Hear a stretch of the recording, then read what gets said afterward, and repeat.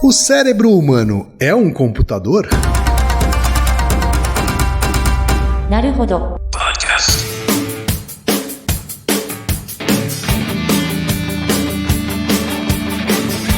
Bem-vindo ao Naruhodo, podcast para quem tem fome de aprender. Eu sou Ken Fujioka. Eu sou Altair de Souza. E hoje é dia de quê? Ciência e senso comum. Altair, tenho 3 recadinhos da paróquia rapidinhos aqui para deixar para os nossos ouvintes. Vamos lá. Tá? Todo mundo já sabe, tá? Número 1. Se você quer colaborar com a produção do Naruhodo Podcast e ajudar ele a se manter no ar, vai lá no apoia.se/Naruhodo Podcast, faça a sua colaboração, por favor. Bom, número 2, não vai te custar nada, é só ir lá no iTunes Store e deixar 5 estrelinhas e o seu comentário. Isso. Nunca te pedimos nada. E a terceira e última também tem custo zero, tá? É só apresentar o podcast Naruhodo para uma amiga ou para um amigo que não conhece o Naruhodo. Isso. E às vezes até não conhece um podcast. A proposta do Naruhodo é exatamente essa. Como são episódios mais curtinhos, é para introduzir as pessoas à podosfera. É isso aí então, gente. Vamos pra pauta? Bora. Antes da pauta, mais um recado, Altair. O Naruhodo está abrindo espaço para os podcasts das Minas. Já era hora. Porque representatividade é importante também na podosfera. Claro. O destaque de hoje vai para o Ponto G, comandado pela Ira Croft, minha amiga Ira Croft. Então ouça o recado que a Ira deixou para você, ouvinte do Naruhodo, e conheça o podcast Ponto G. E siga. Olá, eu sou Ira Croft, apresentadora do podcast Ponto G, um programa sobre mulheres para todos os gêneros. O Ponto G é um podcast que narra a trajetória de mulheres incríveis que marcaram a nossa história e que muitas vezes foram ignoradas ou esquecidas. E eu vim aqui fazer um convite para você, ouvinte, para você acessar o nosso podcast e conhecer a história dessas mulheres incríveis. O nosso programa tem caráter educativo e informativo, visando levar o máximo de conteúdo ao ouvinte em poucos minutos. Além disso, somos idealizadoras do movimento Mulheres Podcasters, uma ação criada para incentivar o trabalho de mulheres na mídia podcast. E que por meio da hashtag Mulheres Podcasters, você pode indicar ou conhecer podcasts feitos ou com mulheres. Agora, acesse aí o seu agregador de podcast e digite Ponto G, assine e escute. Obrigada e até lá! Altair, hoje é dia de dúvida de ouvinte. Dúvidas computacionais. Dúvidas sobre inteligência, sobre cérebro. Já falamos bastante sobre isso, né? É verdade. As pessoas não se cansam. O e-mail, Altair, veio do Átila Indalécio, que é professor de administração e mora em Volta Redonda, Rio de Janeiro. Qual é a dúvida dele? Ele fala o seguinte, no episódio sobre memória, que é o episódio aqui número 78, como funciona a memória, o Altair falou que cérebro e computador funcionam de maneira totalmente diferentes. E a inteligência artificial? Um computador pode emular o cérebro humano? Essa é uma série de perguntas aqui, não, Altair? Se o cérebro humano é um computador ou não é, ou se o computador pode emular o cérebro humano, o que é inteligência artificial no meio disso tudo? Vamos tentar responder por partes aqui, Altair? O que a ciência tem a dizer sobre isso? Vamos responder em partes, mas na verdade a grande resposta é que não. Nosso cérebro não é um computador, ele nem chega perto de ser um computador, e a recíproca é verdadeira, um computador não é um cérebro. Certo. Tá? Então a resposta se aplica aos dois lados. Quer dizer, aquela analogia que todo mundo faz no dia a dia de computador e cérebro, ela é falsa. Ela é falsa, e não só falsa, mas ela reflete uma metáfora que é a do nosso dia a dia. Então, para começar, a gente pode falar, por exemplo, de 2 mecanismos da linguagem, né? Peço desculpa aos linguistas, porque eu vou falar disso de forma bem geral, mas 2 mecanismos da linguagem que nos ajudam a explicar as coisas.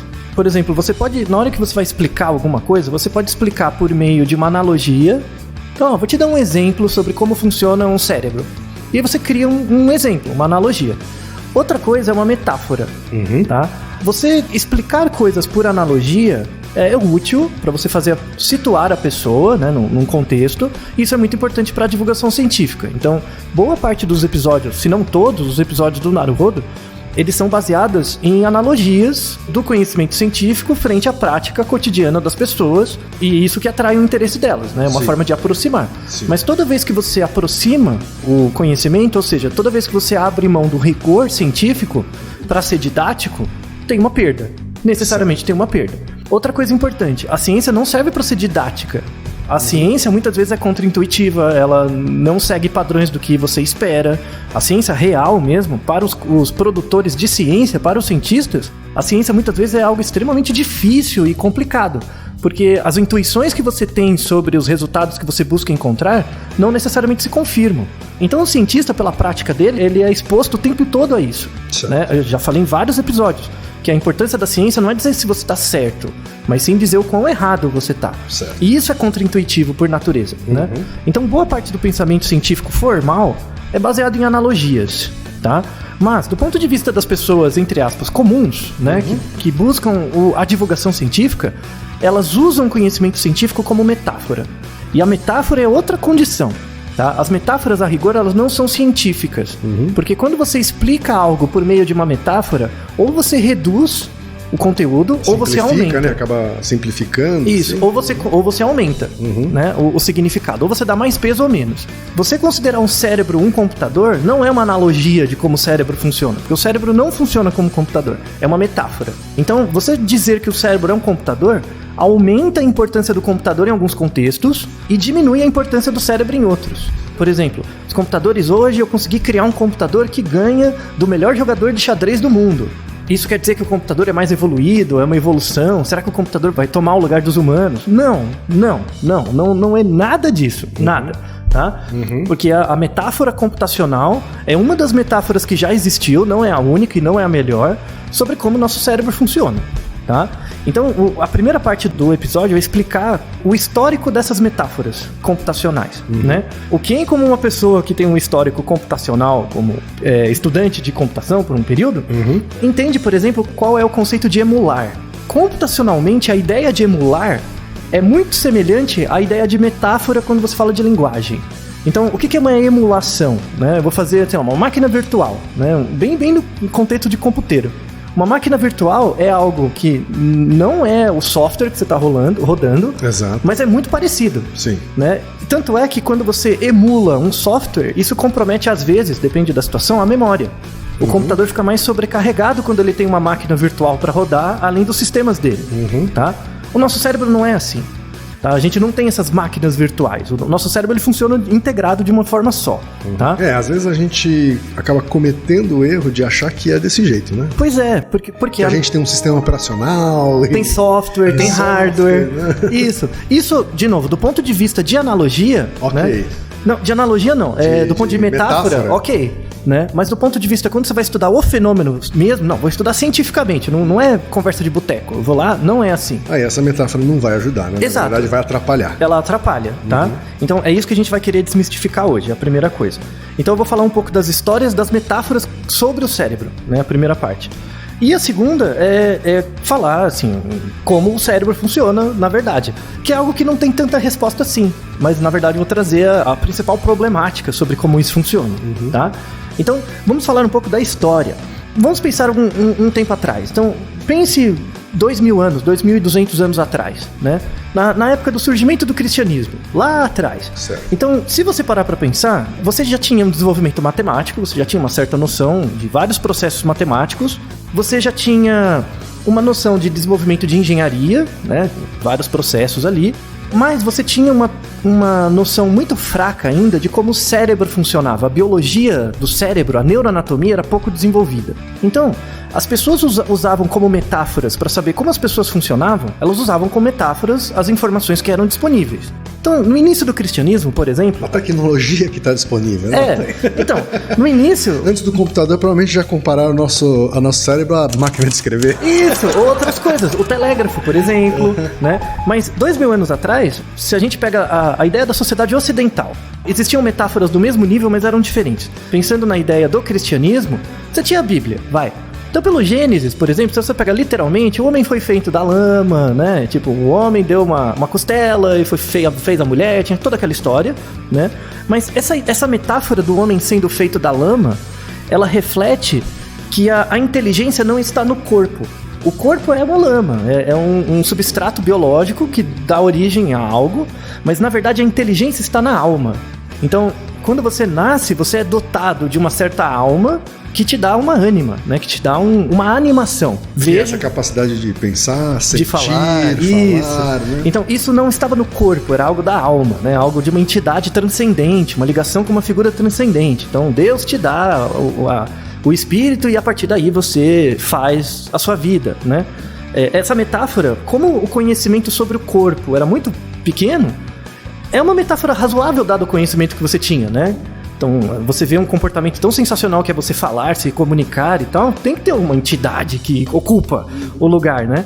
E ainda mais se comparando com outros animais, com as pedras, com as árvores, né? Então, é muito diferente mesmo. Mas, ainda bem, né? As sociedades foram evoluindo, né? Foram mudando, e aí outras metáforas surgiram. Então, por exemplo, mesmo uma metáfora que era similar a essa ideia do homem feito de lama, da Bíblia, você tinha em outros locais que a influência cristã não era tão grande, você teve um grande desenvolvimento da hidráulica, né? Então, 300 anos antes de Cristo, você já tinha o desenvolvimento da hidráulica. Então, a bomba de Arquimedes, que era para você levar a água de um lugar mais baixo para o mais alto, isso já tinha sido elaborado e tal. Existia uma metáfora de como o nosso cérebro ou o nosso corpo funcionava.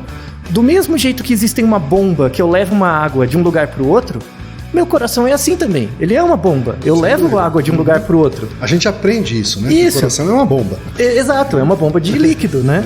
E essa mudança de fluidos pelo corpo, será que se eu tiver uma desregulação desse grau de fluidos, isso pode afetar o meu humor? Então, o humor, a palavra humor, surge dessa metáfora hidráulica. Vem de 300 anos antes de Cristo. Então, essa ideia de humor, de coisas que se movimentam no seu corpo e mudam a dinâmica, né? Então, essa é uma metáfora mais mecanicista, né? Baseada em observação. Não é uma metáfora baseada numa explicação transcendental. E as duas coexistiram por muito tempo, né? O coração, fazendo um parênteses aqui. A gente está falando de cérebro, mas fazer um parênteses sobre o coração. O coração e uma bomba, elas são muito mais próximas do que o cérebro e o computador. Sim, né? Sim, são. E exatamente por isso, como o corpo, assim, ele pelo menos o corpo visível, né? Porque a função do coração você entende bem, porque você consegue, por exemplo, pegar um coração, colocar ele externo ao corpo e ver ele funcionando. O pulmão também, você consegue inflar o pulmão. Um coração artificial é uma espécie de bomba, né? Mecanicamente falando. É mesmo, né? A questão é que dado que você consegue descobrir esse princípio mecanístico, você acha que todos os sistemas são assim, inclusive o cérebro.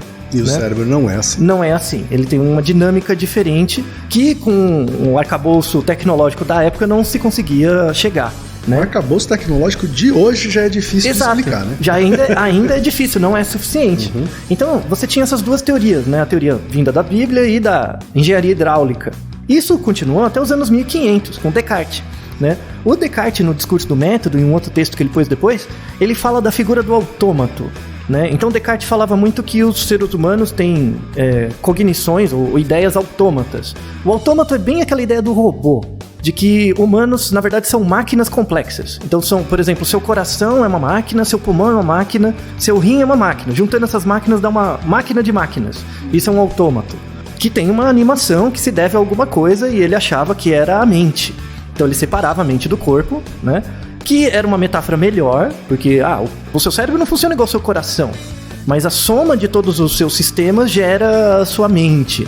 Então é algo que emerge de todos esses sistemas mecânicos. Mas essa ideia do homem como uma máquina surgiu com Descartes. Esse raciocínio é meio que o que inspira a figura do Frankenstein. Isso, exato. O Frankenstein surgiu depois, né? 200 e poucos anos depois. Mas tem o Thomas Hobbes. O Thomas Hobbes apesar de trabalhar bastante com área sociológica, coisas assim, ele tinha esse interesse, né, nas metáforas sobre o cérebro. E entre 1500 e 1700 teve um grande desenvolvimento da eletricidade. A eletricidade foi desenvolvida ali. E da química. Então, em 1700 começou a metáfora humana como um ser elétrico. Então, descobriu-se, por exemplo, nos anos já 1800, de que descobriu-se um neurônio, e o neurônio passa pulso elétrico, assim como a eletricidade que foi descoberta um pouco antes, Tesla e tudo mais. E aí, nosso cérebro funciona como um pulso, ele transmite pulsos elétricos. Então, do mesmo jeito que o coração é uma máquina que bombeia coisas, nosso cérebro é um telégrafo, que transmite informação de um lugar para o outro. O telégrafo, inventado em 1800, na época de 1800, foi inventado, mas teve um grande pesquisador da psicologia também, que é o Hermann von Helmholtz, né, que estudava pulsos elétricos. Ele fez a primeira analogia comparando o cérebro com o telégrafo, que transmite informação de um lugar para o outro. E isso torna ele diferente do coração. Então o coração é hidráulico, o pulmão é algo hidráulico, mas o cérebro é um telégrafo. Então já é uma metáfora um pouco mais próxima, né? 1900, você tem um grande matemático, von Neumann. O von Neumann pegou essa ideia do telégrafo, só que em 1900 começou a surgir os primeiros modelos computacionais. A ideia de byte, de bit e tal. Então, não, tudo bem, o nosso cérebro ele é formado de neurônios, os neurônios trabalham por pulso elétrico, só que a informação ela é transmitida por bits, né, que conjuntos de bits geram bytes e por aí vai.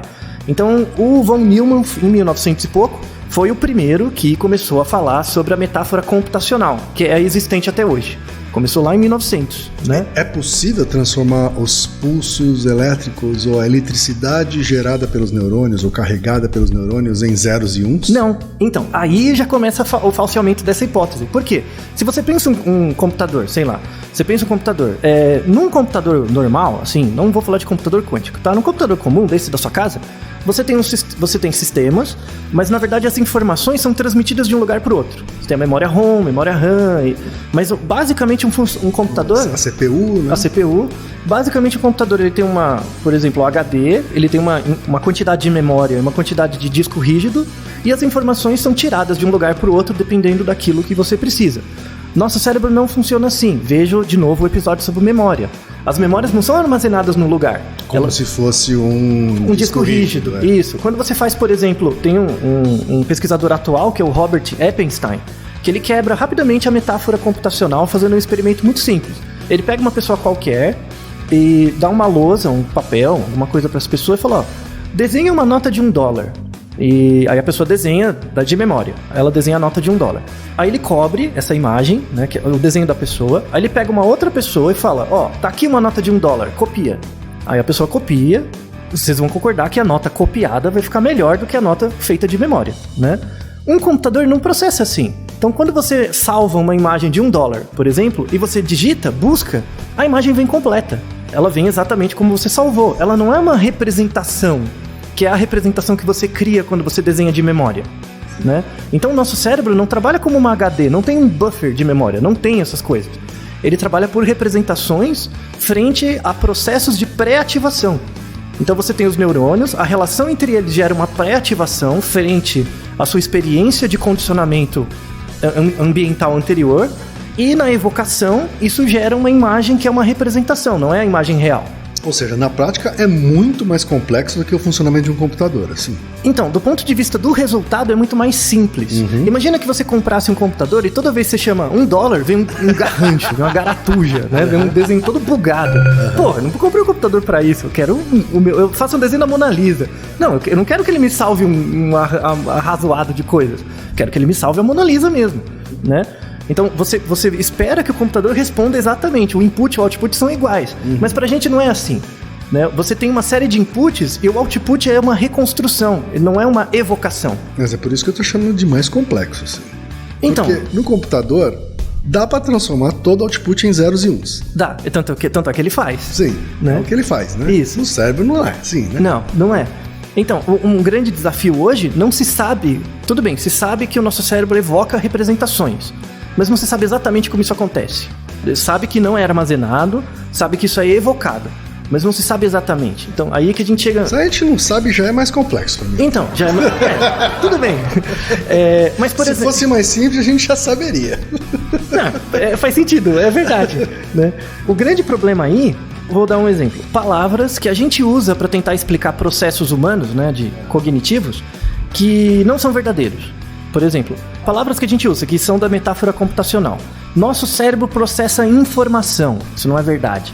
Nosso cérebro processa dados, não é verdade. Nosso cérebro tem regras. Nosso cérebro usa softwares. Nosso cérebro gera conhecimento.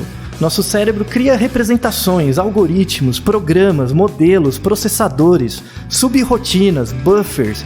Todos esses termos não são do humano, tá? São metáforas que, na verdade, são pouco explicativas do processo humano. Então, quando você fala que, eu não lembro de uma certa informação porque eu não tenho espaço no meu buffer de memória, você está imaginando que seu cérebro é um computador. Isso não é verdade.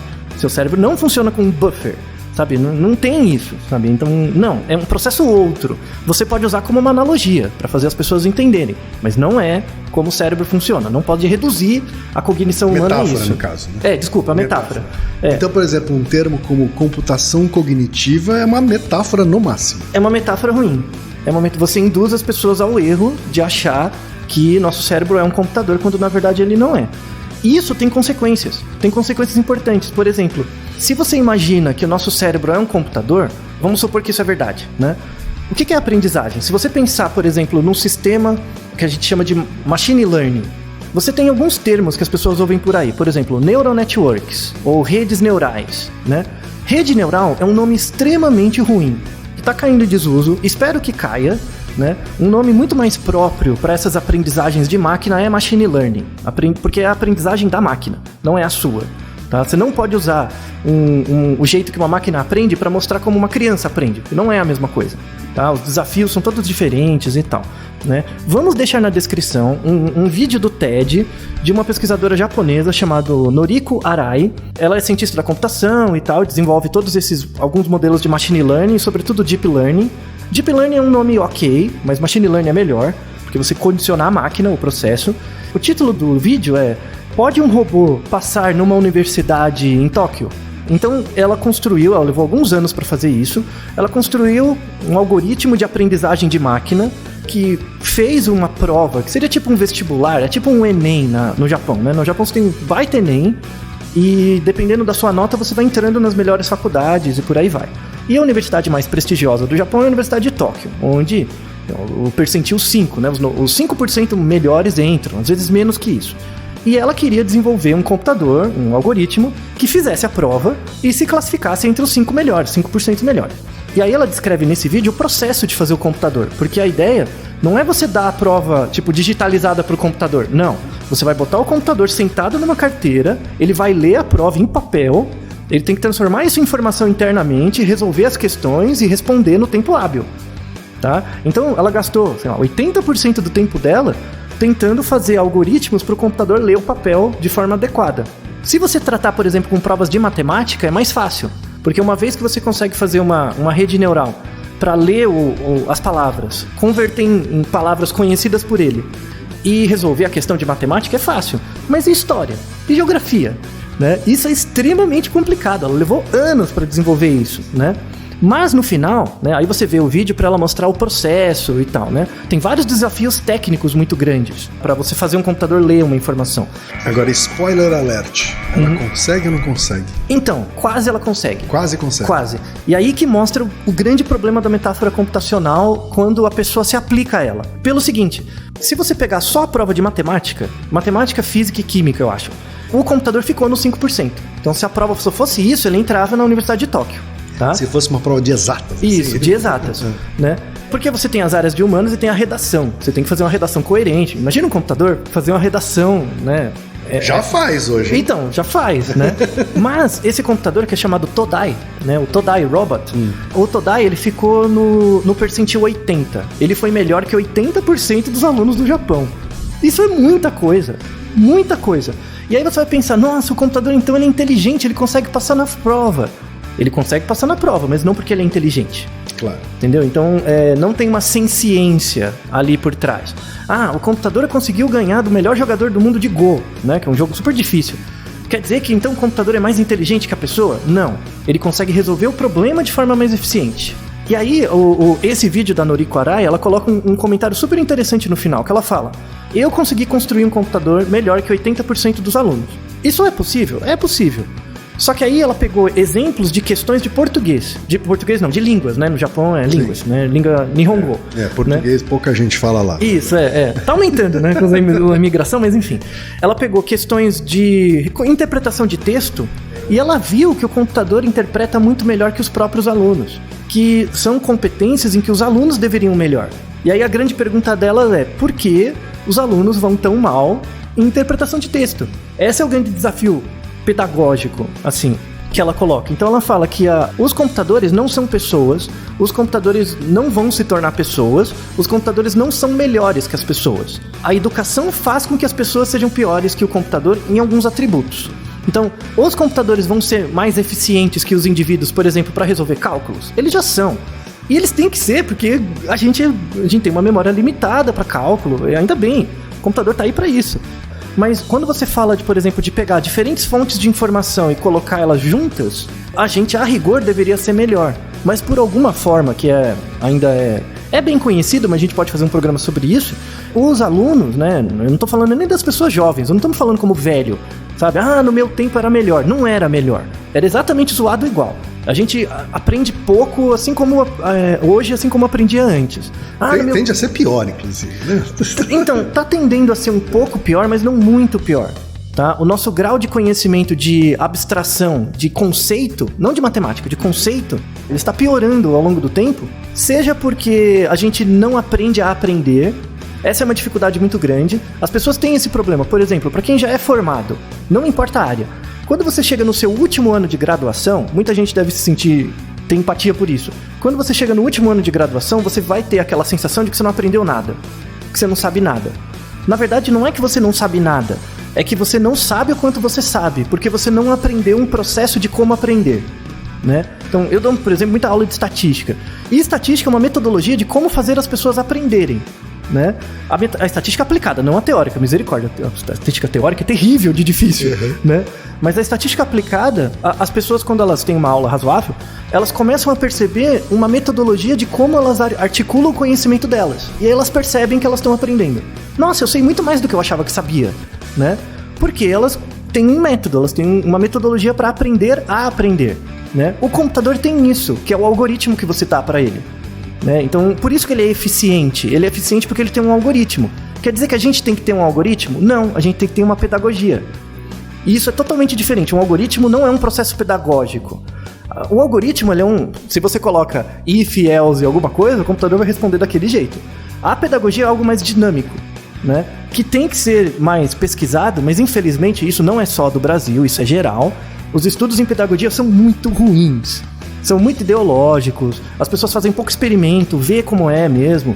Você ouve todo político, toda pessoa falando isso. Temos que investir em educação, a educação é o futuro do Brasil. Isso é óbvio, mas elas não falam do como. Como fazer, como você faz para educar a desgraça de uma criança direito, sabe? Ou um adulto, ou fazer as pessoas aprenderem a aprender, né? Esse é um processo que, nos dias atuais, dada a quantidade de informação que você é exposto, como você filtra? Como você cria, por exemplo, uma gestalt? Veja um episódio que a gente gravou já há um tempo atrás, que é o das pernas, né? Aquele da ilusão das pernas são óleo ou tinta, tá? Que eu falo um pouco da teoria da gestalt. Quando você tem uma gestalt pronta, quando você olha a realidade, essa realidade, alguns aspectos da realidade chamam mais atenção. E isso estrutura o seu processo de aprendizagem mais rápido. Só que o processo educacional hoje é só conteudista. Vão te dando conteúdos, mas sem você organizar. E isso é algo que os computadores fazem muito melhor que a gente. É o que a Noriko Arai coloca como grande desafio. Ela fala, no Japão tem esse problema. Eu consegui criar um computador que é melhor que 80% dos alunos. Eu nem quero saber aqui quanto é melhor, né? Mas com certeza vai ser melhor do que muitos.